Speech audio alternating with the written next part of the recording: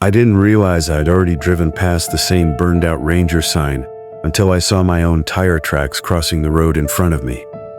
My headlights washed over the crooked wooden post again, the same faded warning nailed to it, the same deep claw mark running down the center, like something had dragged metal through old wood.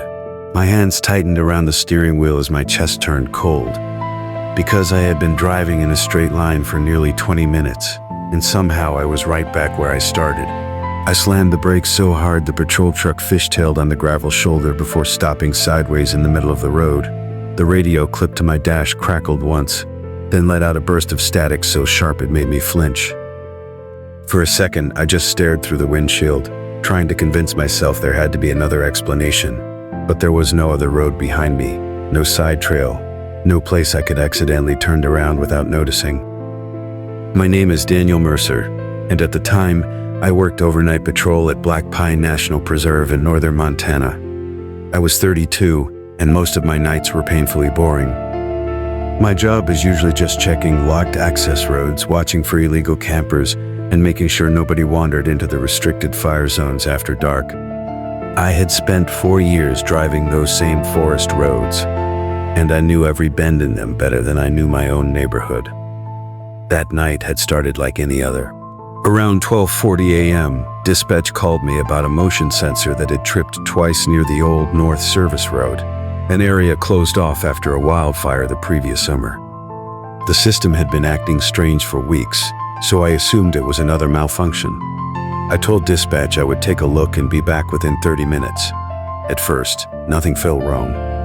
The road was empty, except for the pale tunnel of my headlights cutting through the trees, and the only sound was gravel popping under the tires. The forest was dead quiet, in that way it only gets after midnight, when even the wind seems too tired to move. I remember thinking how unusually still everything felt, like the whole preserve was holding its breath. That's when I noticed something worse. The digital clock on the dashboard still said 12:47. I had been driving for at least 15 minutes, but the red numbers hadn't changed at all. I tapped the screen once, then looked down at my phone, and the time there was frozen too. I told myself the truck battery was acting up. Cold weather sometimes did weird things to electronics in the park. But the second I reached for the radio mic, a voice came through before I could speak. It was my own voice, calm and low, and it said, "You missed the turn."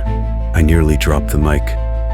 For a second, I just stared at it, waiting for dispatch to explain some kind of crossed frequency. Instead, the radio went silent again, like nothing had happened. My mouth had gone so dry I had to swallow. Twice before I could breathe normally, I grabbed the mic and said, "Dispatch, this is Unit 4. Did you copy that?" There was a long pause, followed by another burst of static. Then Marlene's voice came through, thin and distorted. "Daniel, why did you stop?" A chill ran through me because I hadn't told her I had stopped. I looked in the rearview mirror without thinking. There were no headlights behind me, no vehicle, no person standing in the road. Just darkness stretching back between the trees. I asked her what she meant, and she stayed quiet for several seconds. When she finally answered, her voice sounded strained. "Your GPS hasn't moved in 23 minutes." I stared at the dash, then down at the navigation screen. The blinking dot showed my truck parked at the ranger station, miles away from where I actually was. I laughed under my breath because sometimes fear makes your brain do stupid things. I remember smiling even though my hands were shaking. "Marlene, I'm on North Service Road," I told her. "I'm looking at the old burn zone sign right now." She didn't answer immediately, and when she finally did, her voice had changed. "Daniel," she said quietly, "that road was removed after the fire." For a second, I honestly thought she was messing with me. Then I looked back up through the windshield at the sign standing in my headlights. The wood was blackened around the edges, and one side of the post looked melted. But what made my stomach drop was the fresh mud covering the lower half. It was the same mud coating my tires. That's when I realized the tracks crossing the road weren't just mine from earlier. They were wet, fresh enough to still shine in the hand, and I came into the second to go back to the end and see what happened. And they weren't only in front of the truck anymore. They circled around it, slowly, like another vehicle had been driving around me while I sat there. I threw the truck into reverse so fast the engine screamed. Gravel sprayed behind me as I backed down the road, barely looking where I was going. Branches scraped along the side of the truck, and every shadow between the trees looked like something stepping closer each time the headlights moved. Then the radio came alive again. Not static this time. Breathing. Slow, steady breathing, right against the microphone. I froze with one hand still gripping the wheel. I could hear myself breathing in the cab, and at the same time I could hear the same breath coming through the speaker half a second later. I switched the radio off.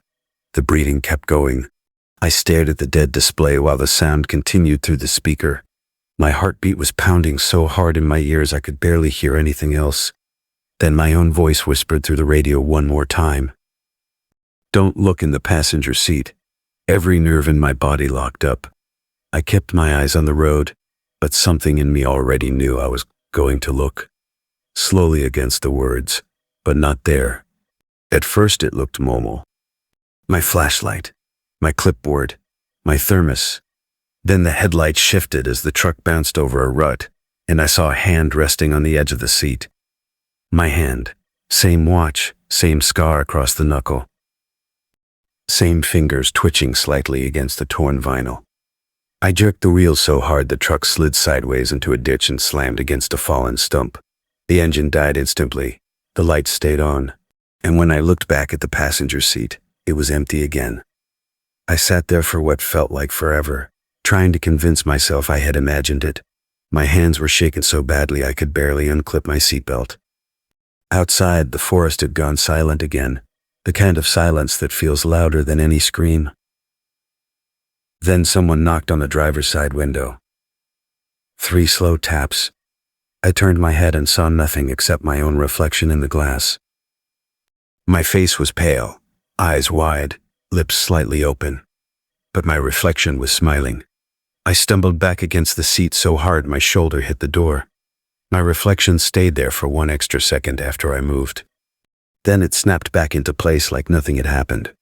I don't remember how I got the truck started again.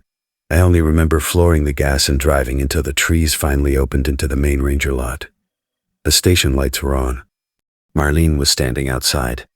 And when she saw me, she looked like she'd seen a dead man climb out of that truck. She asked where I had been. I told her the North Service Road. She stared at me for a long time before saying the words I still hear in my sleep. "Daniel, you left here 3 hours ago." I laughed because I thought she had to be wrong. But when I looked at the station clock, it was almost 4:00 a.m. Somehow nearly 3 hours had disappeared, and according to the GPS logs, my truck had never left the parking lot. I quit 2 days later. I told them stress was getting to me. I told them I needed sleep. I never told anyone about the hand in the passenger seat or the smile in the glass, because even saying it out loud made me feel insane.